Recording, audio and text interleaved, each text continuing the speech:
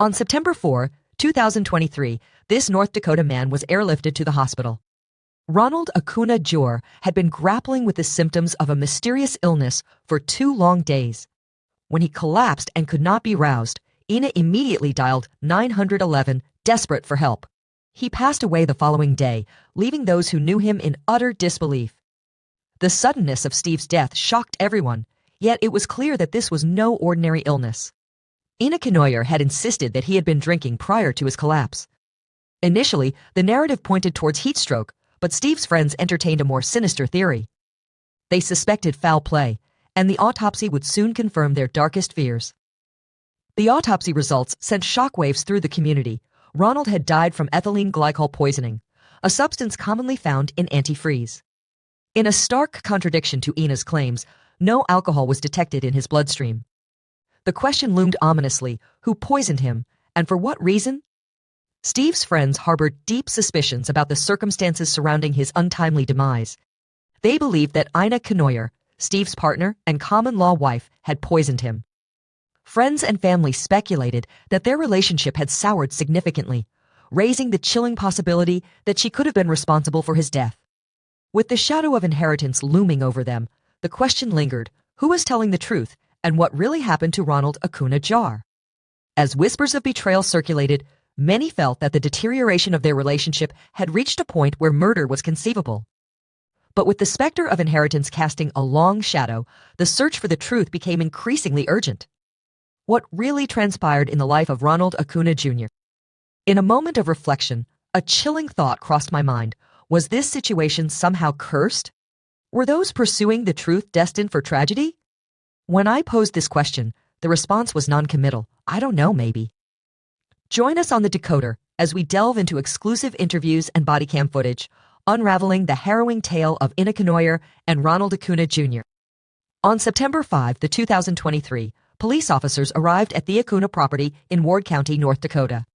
After an intense struggle for his life, Ronald Acuna Jr. had succumbed to his mysterious illness in the hospital.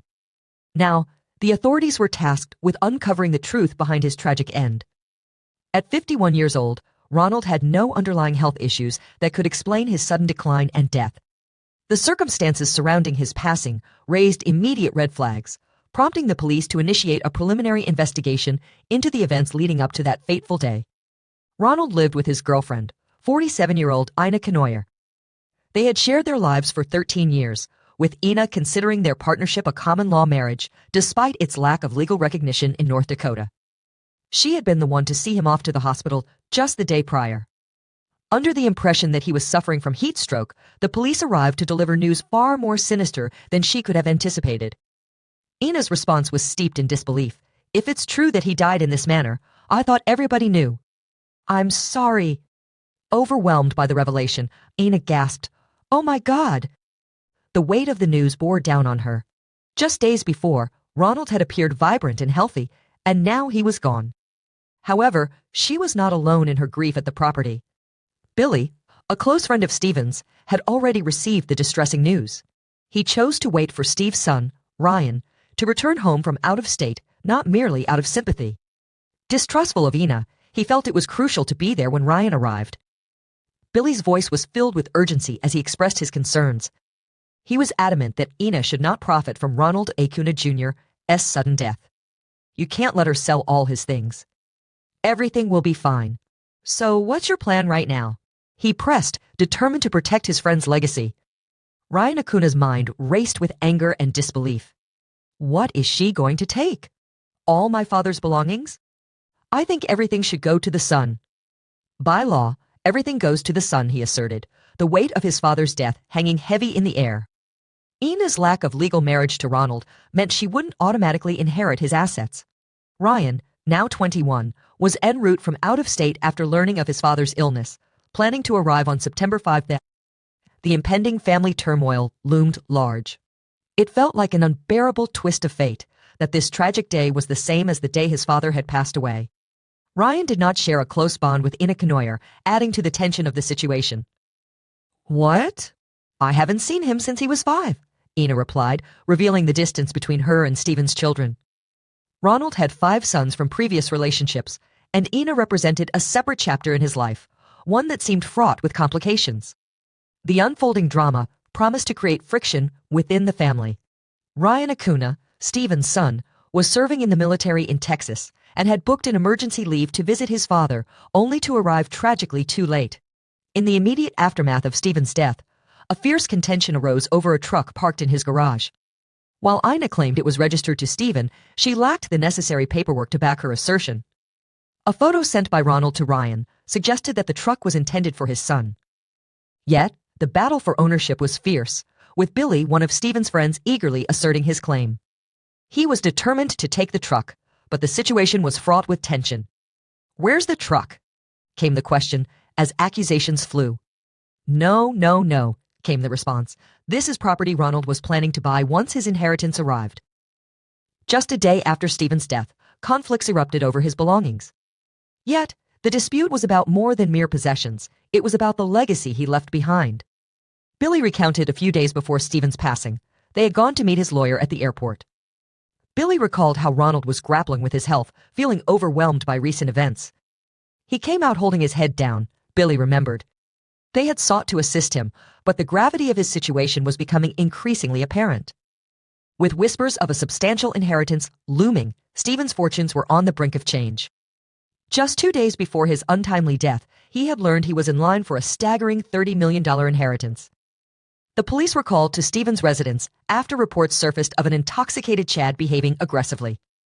In a disturbing encounter, Chad had headbutted Stephen, leading to a police inquiry. This incident occurred at 4 a.m. on the very day Ronald fell mysteriously ill. It was Ina who answered the door when police arrived, revealing a cheerful facade that belied the chaos unfolding just beneath the surface.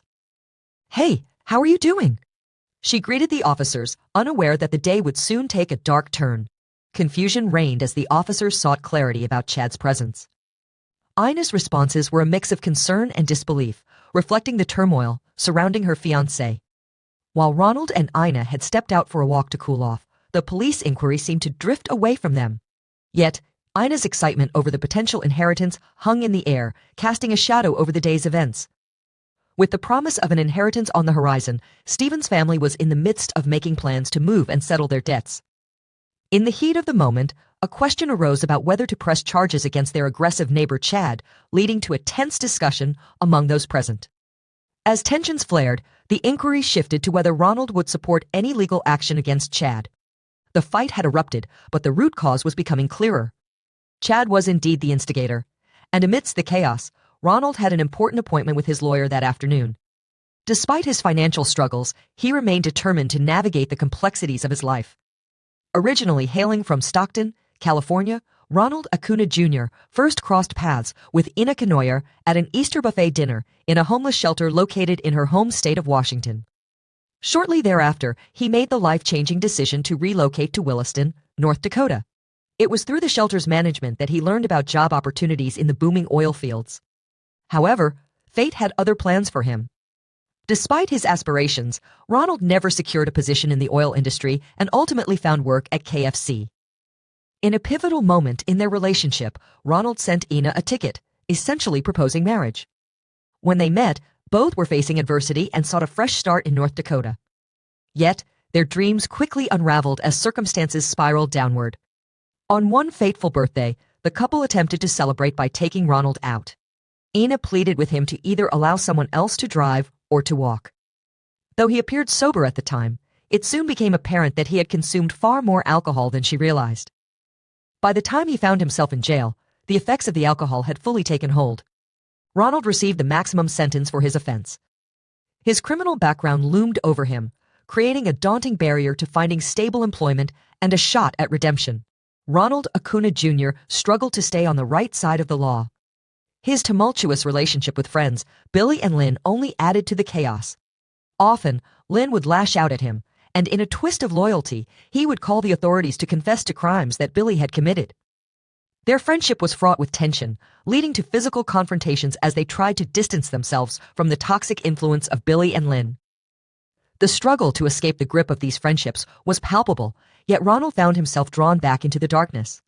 He was aware of the judgments cast upon him, particularly due to his socioeconomic status. Ina Canoyer, his girlfriend, viewed Billy and Lynn as detrimental forces in Stephen's life. She believed they were involved in serious felonies and were pulling him back into a life of crime. During his most recent time in prison, Ronald succumbed to hard drugs, further fracturing his already tenuous relationship with Ina. 6 months prior, he had vanished with a crack addict, retreating to Devil's Lake. This reckless affair ended in betrayal when the woman turned him in to the police, leaving him to languish behind bars. As he sat in his cell, Ina visited him, offering a glimmer of hope. She expressed her willingness to take him back, but under strict conditions. Stephen's pattern of self-destructive behavior had made it clear that he needed to change. Ina's ultimatum was simple. If he wanted her support, he had to commit to a drug-free life. The terms were clear.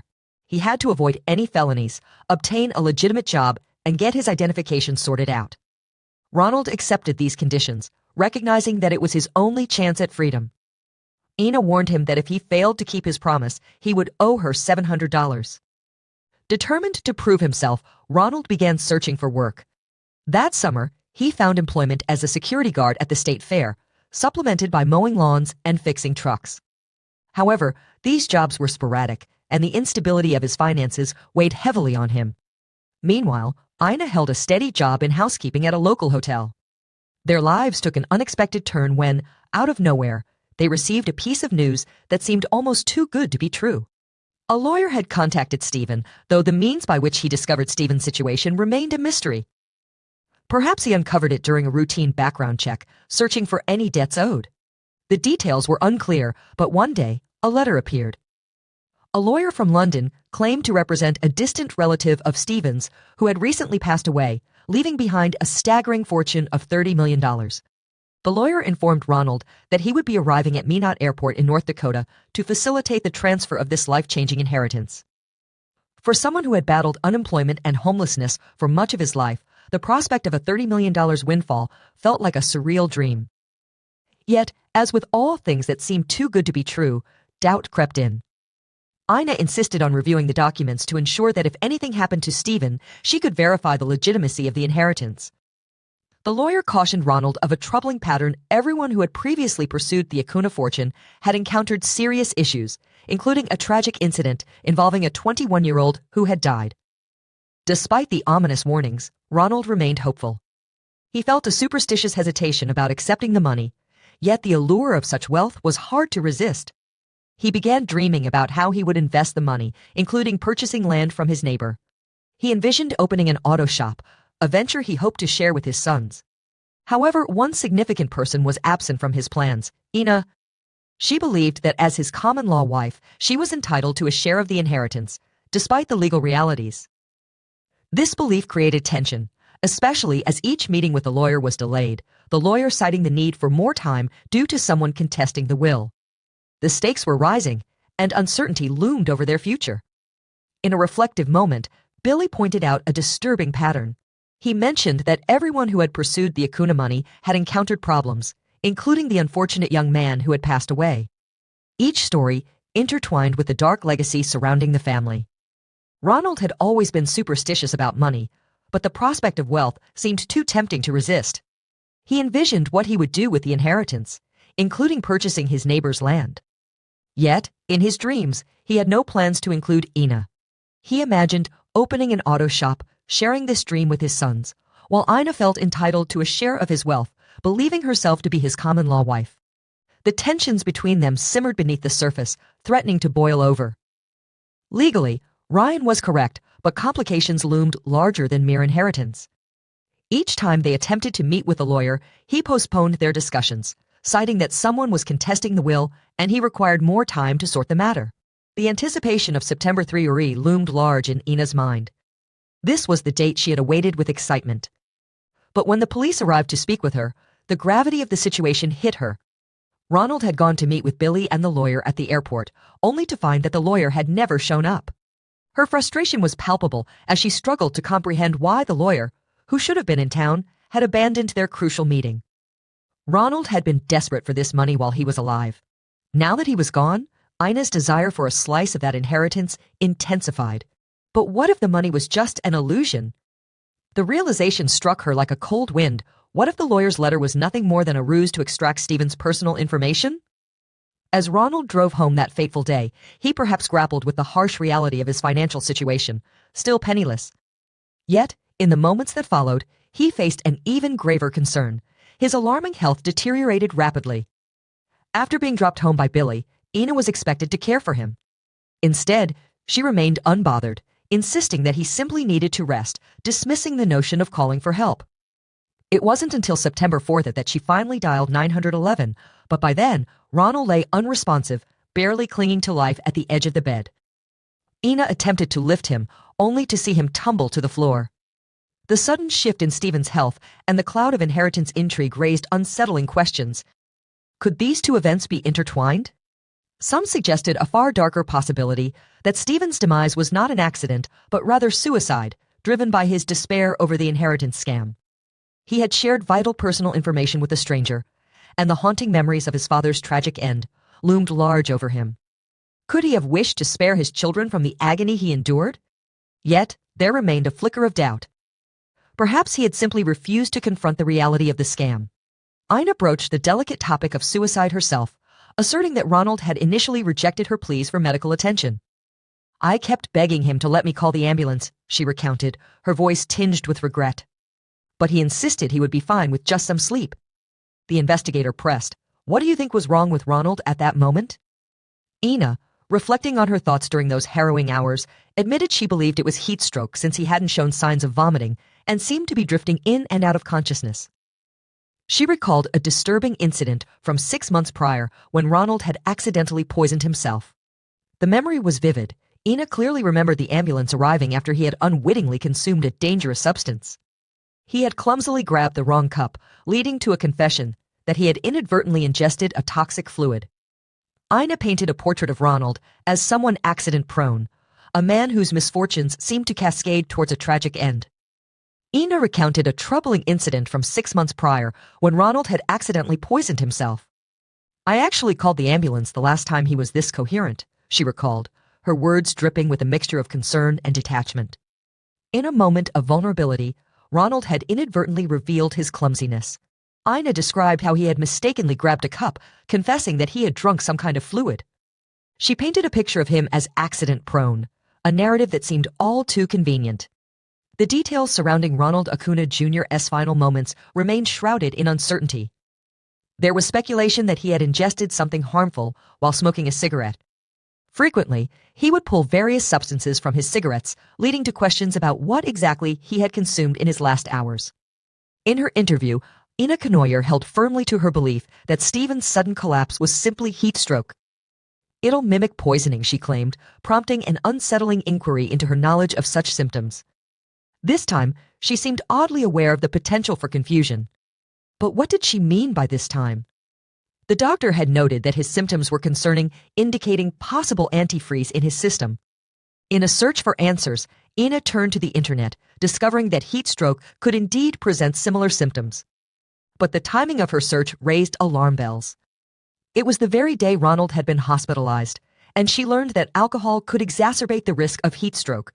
According to Ina, Ronald had been drinking heavily before his ill-fated meeting with the lawyer. Perhaps he was nervously seeking comfort in alcohol, or maybe he was unwittingly toasting to his impending inheritance. When pressed about how much he had consumed, she revealed the staggering truth, almost an entire case of beer. The investigator's curiosity piqued further. From what time to what time had he been drinking?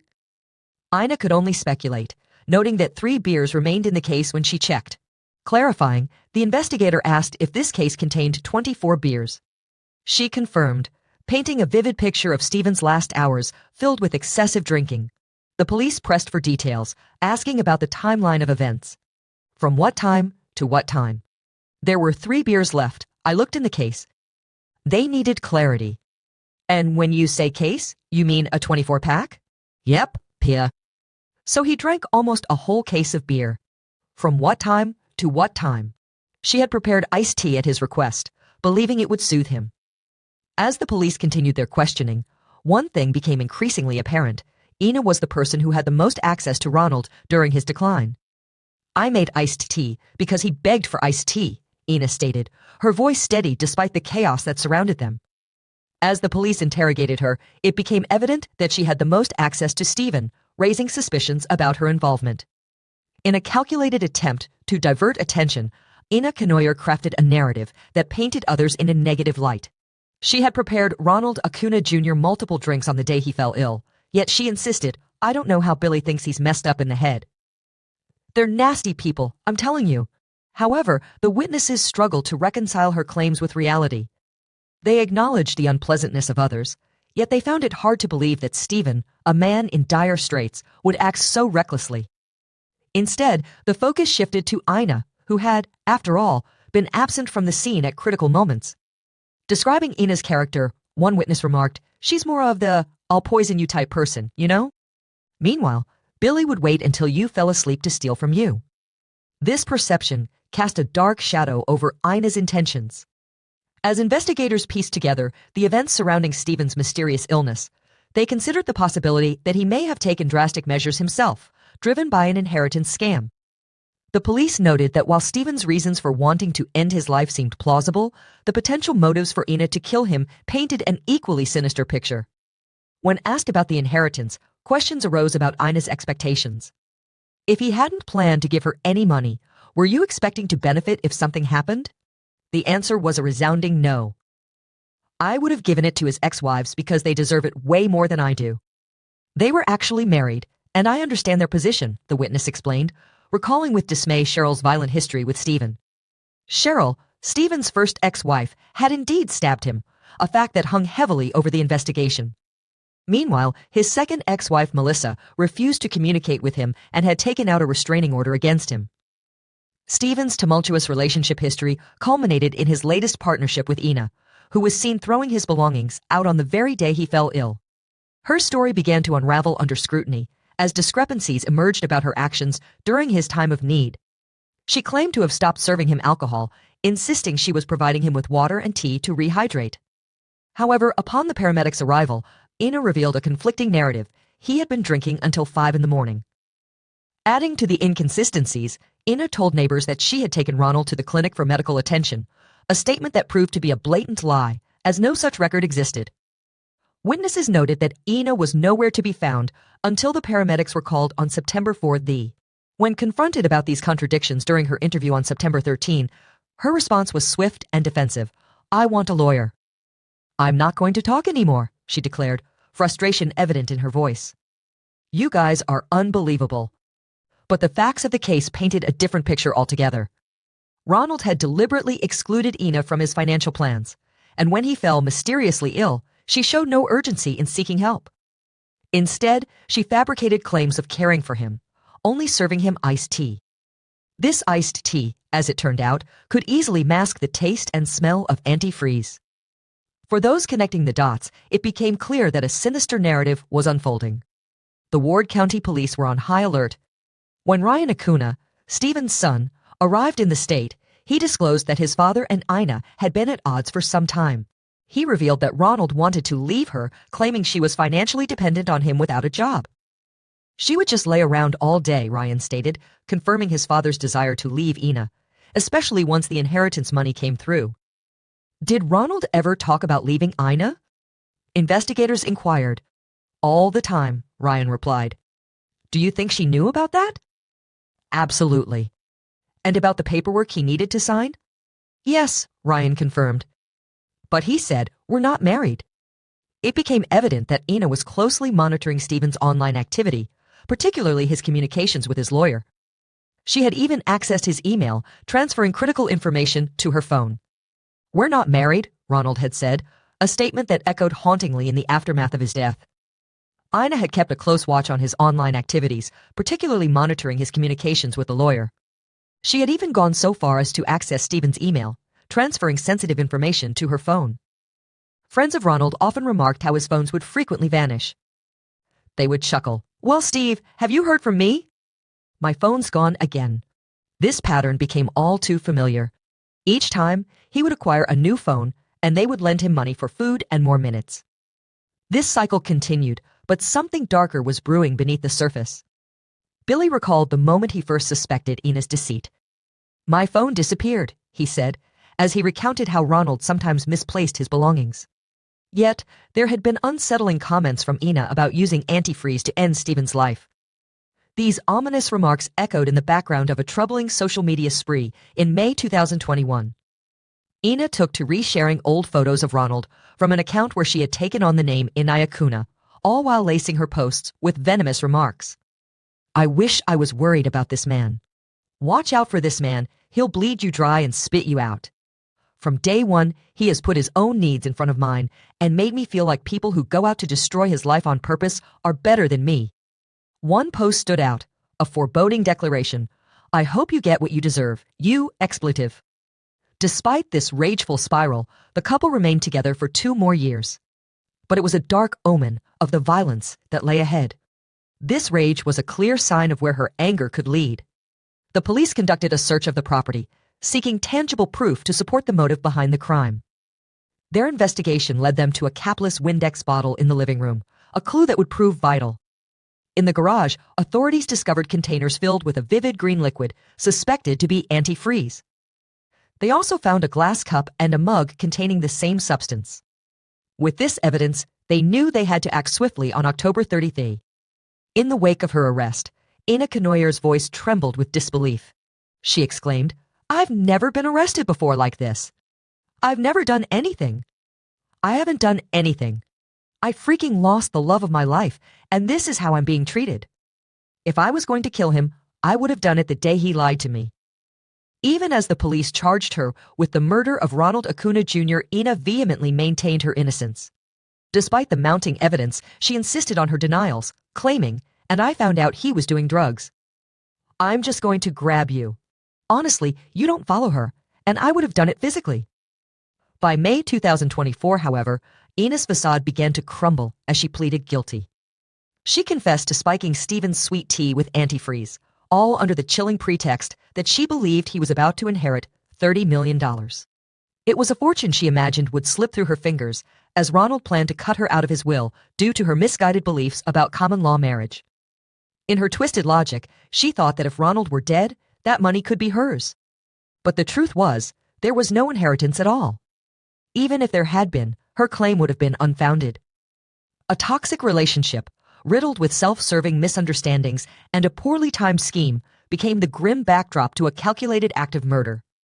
Yet, tragically, she attempted to shift blame onto everyone but herself. As suspicion cast its shadow over Stephen's friends, Billy and Lynn, Ina Knoyer's fate was sealed. In October 2024, she received a life sentence of 25 years in prison, with an additional 25 years suspended. Justice had begun to take its course. Moreover, she was ordered to pay $3,455 in restitution to Stephen's grieving family, including his 5 sons, whom she had attempted to cheat out of any inheritance, no matter how significant or trivial it might have been. During the sentencing hearing, Steve's sister delivered a poignant victim impact statement. Like so many families torn apart by crime, she felt the punishment should reflect the severity of the act. Her words cut through the courtroom atmosphere like a knife. "And lucky for you, the party crashers don't serve antifreeze iced tea. My opinion of you, based on what you did to my brother, is that you are ironically an exact reflection of the home you kept and lived in. Vile, filthy, disgusting. Embarrassing, gross, full of feces and pure trash. What do you think about this twisted story? Let us know your thoughts in the comments below. Until next time, stay safe. Keep up with our channel, and we'll see you very soon on The Decoder.